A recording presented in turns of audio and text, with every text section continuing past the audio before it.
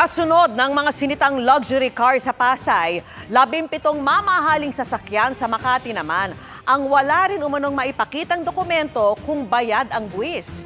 Inaalam na rin ng customs kung rehistrado ang mga ito sa LTO. Nakatutok si Ian Cruz.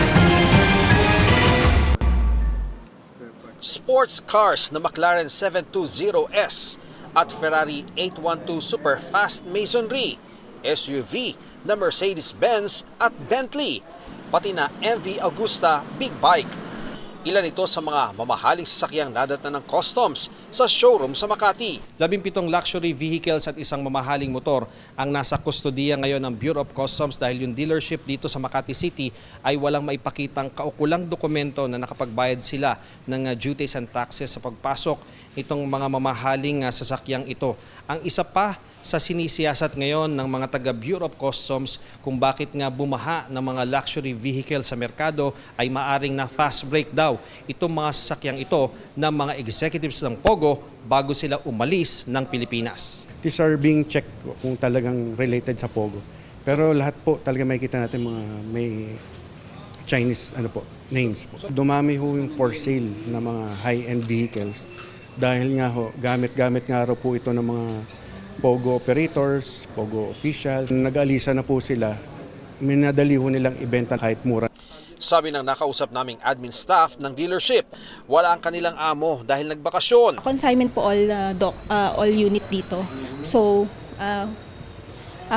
tinatawagan na po namin yung mga customer namin na ibigay yung documents na kailangan nila. So hindi kayo directly nag-import? Hindi po. May duda ang customs kung sapat ang buwis na binayaran sa pagpasok ng mga sasakyan sa bansa. Tinatayang nasa 370 million pesos daw ang halaga ng mga sasakyan sa showroom at dapat nasa 100 million pesos nila ang binayarang buwis. Ang McLaren na ito sa tansya ng BOC dapat nasa 40 million pesos ang duties and taxes pero ibinebenta ng showroom ng nasa 40 to 45 million pesos. Parang ilan lang po yung pumasok, hindi pa tumutugma sa kulay. Kaya doon pa lang ko nakita namin na parang hindi nga hubayad ang duties and taxes ito. Nagamit at may plaka ang mga sasakyan kaya nakikipag-ugnayan ng customs sa Land Transportation Office para malaman kung paano nairehistro ang mga ito. Mula February 14, kung kailan nadiskubre ang mga sasakyan, may 15 calendar days ang establishmento na patunayang hindi smuggled ang luxury vehicles. Kung hindi, tuluyan itong kukumpiskahin ng customs.